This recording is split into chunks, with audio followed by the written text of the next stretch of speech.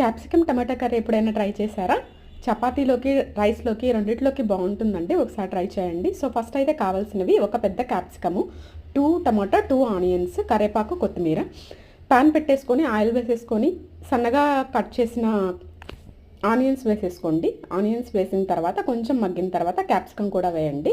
So, ఇప్పుడే కరివేపాకు కూడా వేసేసుకోండి.